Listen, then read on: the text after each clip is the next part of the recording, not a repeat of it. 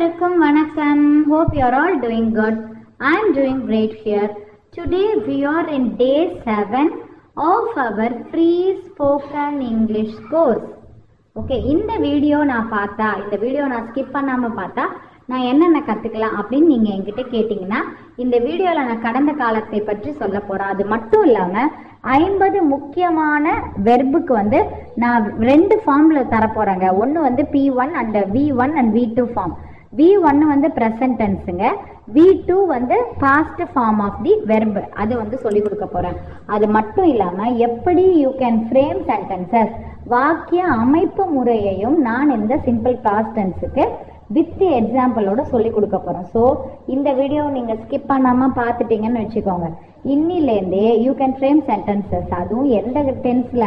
Past டென்சஸில் சிம்பிளாக ஈஸியாக you can frame sentences from today onwards. வாங்க வீடியோக்குள்ளே போகலாம். ஸோ சிம்பிள் பாஸ்ட் டென்ஸ்னால் எல்லாருக்கும் தெரியுங்க. அது என்ன அப்படின்னா கடந்த காலத்தில் நடந்து முடிந்த ஒரு செயலை பற்றி குறிப்பிடுறது. கடந்த காலம் அப்படின்னா ரொம்ப முன்னாடிலாம் கிடையாது. இப்போ ஈவினிங் நீங்கள் இந்த வீடியோவை பார்க்குறீங்க அப்படின்னா காலையில் நடந்து முடிஞ்சிடுச்சு, நேற்றுக்கு நடந்து முடிஞ்சிடுச்சு, ஒரு வாரம் முன்னாடியே அந்த செயல் முடிந்து விட்டது அப்படின்னு சொல்கிறதுக்கு எல்லாமே சிம்பிள் பாஸ்ட். ஸோ இப்போ பாருங்கள், ஹீ பிளேட் ஃபுட்பால். ஓகே, அது டுடே மார்னிங்காக இருக்கலாம், இல்லை எஸ்டர்டேவாக இருக்கலாம். ஹி பிளேட் ஃபுட்பால் எஸ்டர்டே, அவன் நேற்றுக்கு அவன் கால்பந்து விளையாடினான். ஸோ ஏற்கனவே இந்த செயல் முடிஞ்சிடுச்சு, அதனால இது சிம்பிள் பாஸ்ட் டென்ஸ். ஓகேங்களா? ஸோ இப்போ தாங்க மெயின்.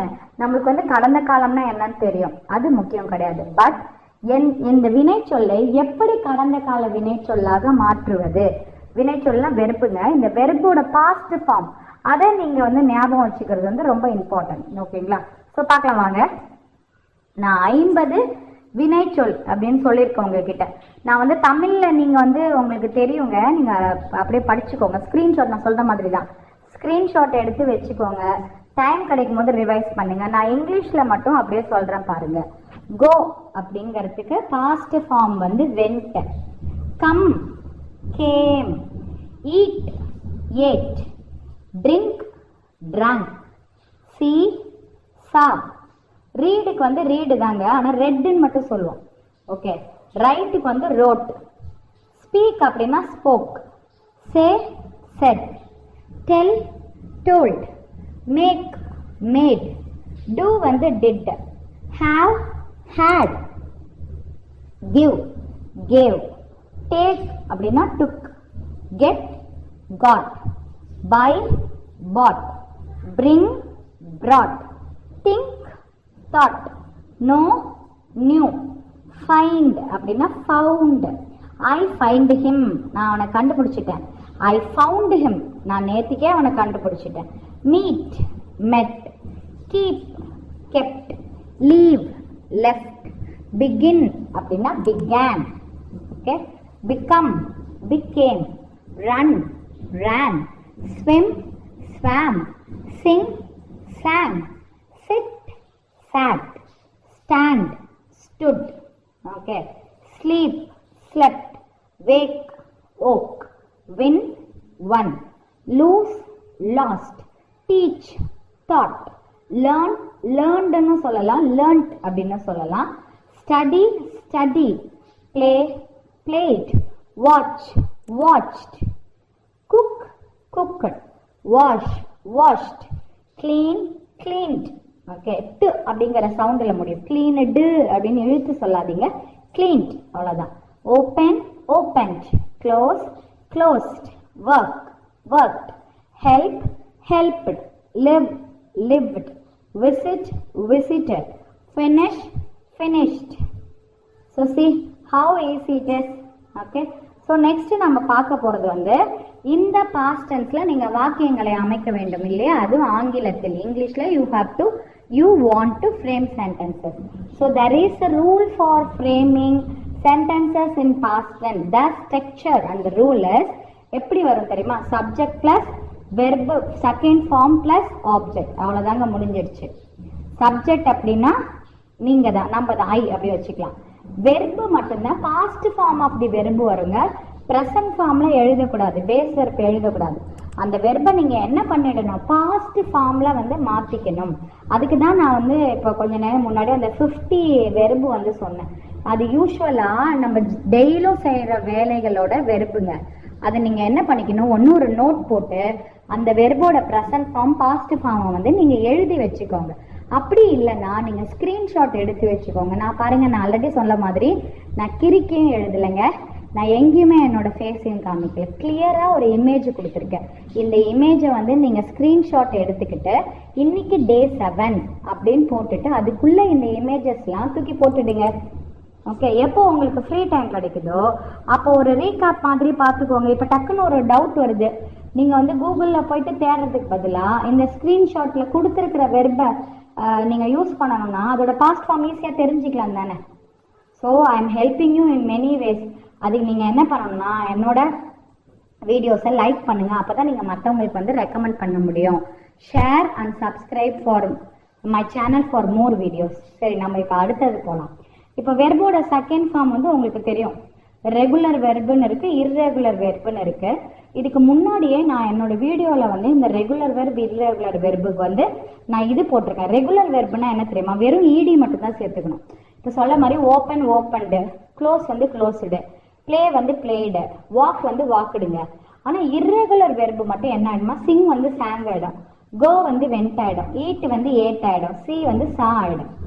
யூஸ்வலாக இது நீங்கள் ஜென்ரலாக வந்து நீங்கள் மெமரைஸ் பண்ணிக்கலாம். But if you want to know the rule, go and check my video. Okay, regular verb irregular வெர்போட வீடியோஸும் போட்டிருக்கேன் நான். அப்புறம் வந்து யூஸ்வலாக இந்த சென்டென்ஸில் ஒரு டைம் வேர்ட்ஸ் இருக்கும். இப்போ நான் ப்ரெசன்ட் டென்ஸில் சொன்னேன்ல, எவ்ரிடே, யூஸ்வலி, ப்ரெசன்ட் கண்டினியூஸ்னா, ரைட் நவ், கரண்ட்லி, அதேமாதிரி நான் சொன்னேன் பார்த்தீங்களா. அப்போது பாஸ்ட் சென்டென்ஸ்லேயும் தமிழில் வந்து இது மாதிரி இருக்கலாம். இல்லை ஆங்கிலத்தில் பாருங்கள், எஸ்டர்டே நேத்திக்கு, last night, last week, last month, ago, in the past, then, now and then சொல்லுவாங்க. நவ்னா தற்போது ப்ரெசன்ட், தென் அப்படின்னா முடிந்தது, at that time, at that time, in 2010 இல்லை ஏதாவது ஒரு வருஷத்தை சொல்வது. இதே மாதிரி ஒரு குறிப்பு வார்த்தைகள் வந்து அந்த டென்ஸில் வந்து இருக்குங்க. வாங்க டைமை வேஸ்ட் பண்ணாமல் நம்ம சென்டென்சஸை பார்க்கலாம். This is very important. Okay, இப்போது நான் அந்த சென்டென்ஸ் ஃபார்மேஷன் நீங்கள் அந்த வீடியோ பார்த்துருந்தீங்கன்னா தெரியுங்க. அதில் கொடுக்குற மாதிரியே இப்போ நான் தமிழில் ஃபஸ்ட்டு படிச்சுட்டு அதுக்கப்புறம் ஆங்கிலத்தில் உங்களுக்கு சொல்கிறேன் பாருங்கள், ஈஸியாக இருக்கும். தமிழில் எப்படி சொல்கிறோம், நேற்று நான் சீக்கிரமாக எழுந்தேன். ஸோ நீங்கள் இங்கிலீஷில் வந்து சென்டென்சஸ் எந்த டென்ஸ்லையும் கிரியேட் பண்ண வேண்டும் என்றால் நீங்கள் ஃபஸ்ட்டு சப்ஜெக்ட் ப்ளஸ் வெர்ப் அந்த ரூலை வந்து ஞாபகம் வச்சுக்கணும். நம்ம தமிழில் வந்து அந்த வெர்பை தூக்கி கடைசியில் போட்டுருவோம். எழுந்தேன் அப்படிங்கிறது ஒரு வினை, ஒரு செயல். அந்த செயலை எப்போ சொல்கிறோம், கடைசியில் சொல்கிறோம். ஆனால் ஆங்கிலத்தில் ஃபஸ்ட்டு சப்ஜெக்டு, அதுக்கப்புறம் வெர்பு. இப்போ பாருங்க, நான் எழுந்தேன் நேற்று சீக்கிரமாக. ஓகே, நான் எழுந்தேன் சீக்கிரமாக நேற்று அப்படின்னு வந்துருச்சு. அப்போ நான்கு வந்து ஐ woke up early yesterday. யூஸ்வலாக இந்த குறிப்பு வார்த்தைகள் சொன்னோம் பார்த்தீங்களா, yesterday, last night, last week, last month. Okay, இது எல்லாமே எப்போ தெரியுமாங்க வரும், கடைசியில் வந்துருங்க. ஓகே, இப்போ நான் எழுந்தேன் சீக்கிரமாக நேற்றுக்கு, ஐ woke up early yesterday. அவள் பார்த்தாள், யாரை, தனது பாட்டியை.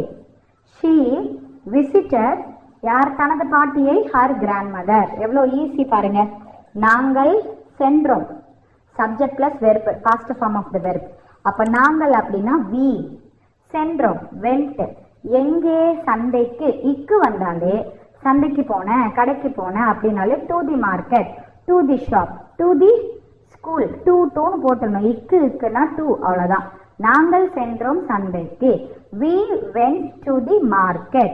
அவன் விளையாடினான், என்ன, football, he played football.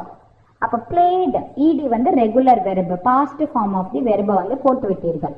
Okay, அவர்கள் பார்த்தார்கள் ஒரு படம். என்ன பார்த்தாங்க, ஒரு படம். எப்போ பார்த்தாங்க, நேற்றுக்கு பார்த்தாங்க.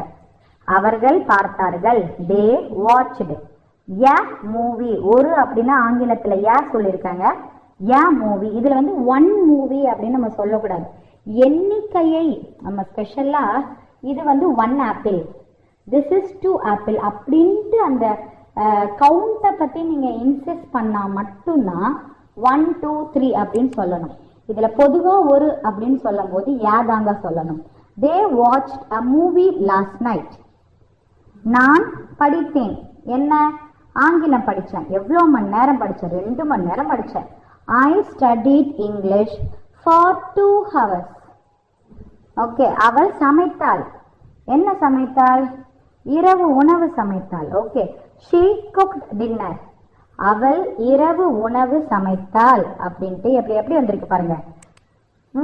அப்போ இங்கிலீஷ்ல she cooked dinner. அவன் செய்தான், சுத்தம் செய்தான்.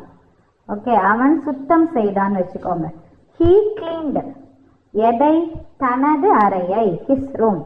அப்படியே தலைக்கில மாத்தி போட்டுக்கணும், அவ்வளவுதான். நாங்கள் சாப்பிட்டோம்.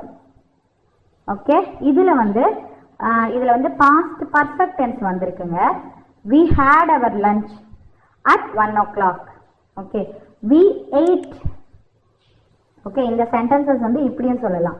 we ate lunch at 1 o'clock. ஹேடுக்கு பதிலா ate போட்டுக்கோங்க. சாப்பிட்டோம்னா ஈட்டுக்கு பாஸ்ட் ஃபார்ம் வந்து ate. இதுல பாஸ்ட் டென்ஸ்ல இருக்கு, நீங்க அப்படியே மாத்திக்கலாம். we ate lunch at 1 o'clock. நான் வாங்கினேன். என்ன? ஒரு புதிய புத்தகம். I bought a new book. அதே மாதிரி தான் இங்க எல்லா சென்டென்சஸ்மே. இது கொஞ்சம் அட்வான்ஸ்டு வெர்ஷன், இது நாங்க சொல்லி கொடுக்குற பாருங்க. அவள் தனது நண்பிக்கு கடிதம் எழுதினாள்.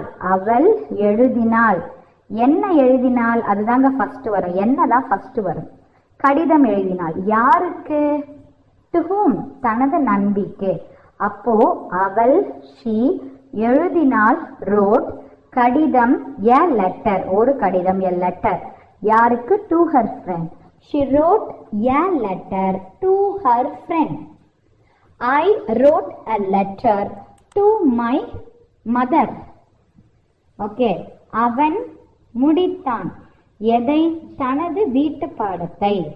Okay, he finished his homework. அவர்கள் கடந்த வாரம் ஊட்டிக்கு சென்றார்கள். அவர்கள் சென்றார்கள். எங்கே? ஊட்டிக்கு. இக்கு வந்தா டூ வந்துருச்சு பாருங்க. எப்ப போனாங்க? எங்கே? எப்பொழுது? கடந்த வாரம். இப்ப last week, last night, yesterday எல்லாமே நான் கடைசியில தான் வரும்னு சொல்லியிருக்கேன். அதனால அவர்கள் தே சென்றார்கள் travelled to Ooty last week.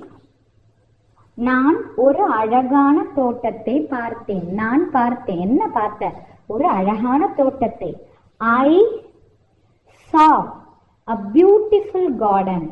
Okay, நாங்கள் தீபாவளியை சேர்ந்து கொண்டாடினோம்.